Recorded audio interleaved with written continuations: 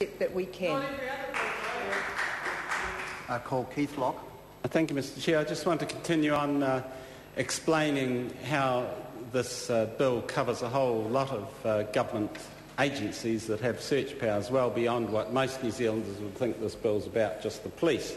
For instance, with the fisheries, they have search powers. The chief executive, according to the law, can grant powers to an honorary fisheries officer, not even a full-time person, it seems, and this fisheries officer can wander along to a registrar or perhaps talk to a deputy registrar who probably isn't an expert on fish or the area or whatever, and just ticks off something. And then these fisheries officers can now, as part of their search, enter a private dwelling and leave a covert video camera. That's what this law allows. The internal affairs, there's a whole lot of things under internal affairs where there's search warrants. The first one I came across was search warrants for people who are engaged in spam, email spam, and the officer of the internal affairs can go along to the registrar, get a search warrant and go inside and perhaps leave a video camera I suppose they're looking at the TV, the computer screen of the alleged offender, etc., etc. Or gambling inspectors, they can go into, presumably some gambling institution as part of with a search warrant and leave a video camera there. Or and implementing the liquor bylaws, that's another one that was in the law. Go inside a liquor establishment and leave a covert video camera there. The Commerce Department, they have search powers under the Fair Trading Act. They could go into a shop and leave a covert video camera there. The shop owner doesn't know about it. And of course there's other agencies concerned with white-collar crime. They could leave covert video cameras all over boardrooms. In fact, when the Search and Surveillance Bill first came up, it was actually the big company lawyers and that really got stuck in, because they were worried themselves about covert video cameras being put in boardrooms. There's also the customs. They have to get a district court judge gives them a search warrant, although they have quite significant search powers, and they can put video cameras wherever they like. So it's quite dangerous, all of this. And just the thing that really surprises me, because I went through all that thing with the Search and Surveillance Bill and the Justice and Electoral Select Committee representing the Greens, and the whole thing started off with the 2007 Law Commission report, where it said black and white that form of surveillance is unlawful, and that's why, and it's all a bit clear for unclear for video surveillance in general, but the only thing that was clearly unlawful was trespassery covert video surveillance, and they said to the government, Labor at the time, get your skates on and develop a bill.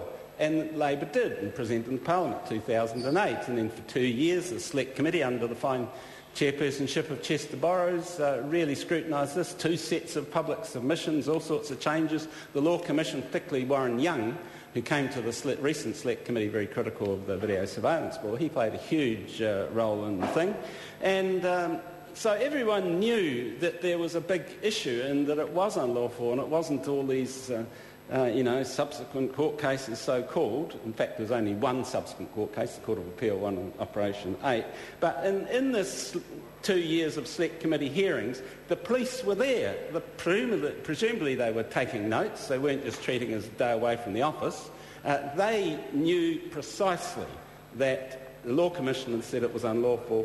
The Select Committee was dealing with it partly and significantly because it was unlawful, this covert video surveillance involving trespass, and there was all the interchange that went on.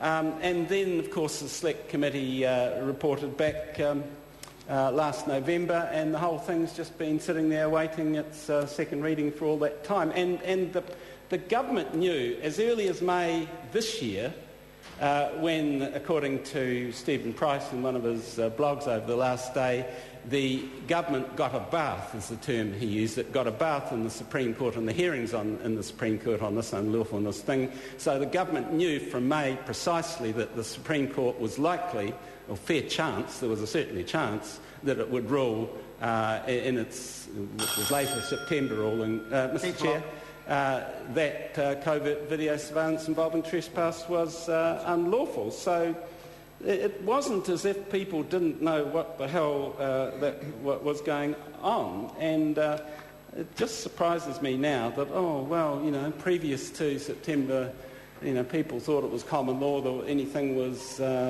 lawful, etc., when we had all the evidence, all the argument over, really, from 2007, a 4-year period. And even on the court cases, really it's only since there's only a short period of time since the Court of Appeal ruling in, I think, November 2010, 19th November 2010, until the Supreme Court was, in Stephen Price's words, given a bath at the Supreme Court in May 2011, only for that 6-month period, that the government thought they had a chance at all. All the other evidence was the other way. So, and in terms of what the police were actually doing, there was a lot of confusion on that. There was all this talk about 40 and 50 cases. But when it came down to it at the Select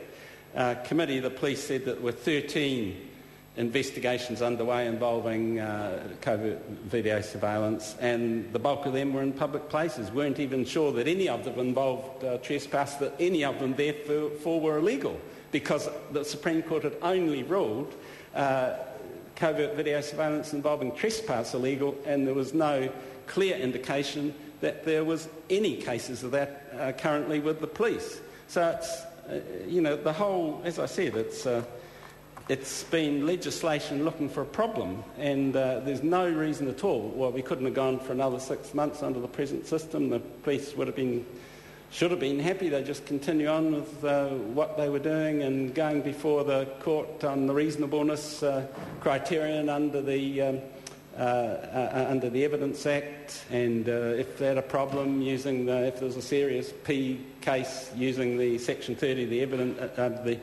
The Section 30 of the Evidence Act to rule in the illegally obtained evidence, etc. So, it just somewhat amazes me that we've got this far in such a rushed bill in the Select Committee process. As I said in my second reading speech, it was wonderful the way everyone responded. Lawyers all of a sudden stayed up all night and came, hung over with tiredness next morning, and just to put the case, because and it does seem to be quite a consensus amongst all the leading lights in the country and the legal community that showed up, that there were so many things wrong with the bill, some of which have been addressed, and I thank the committee for that, but several of them have not. Thank you. Rauhui Kātani. Thank you, Mr Chair.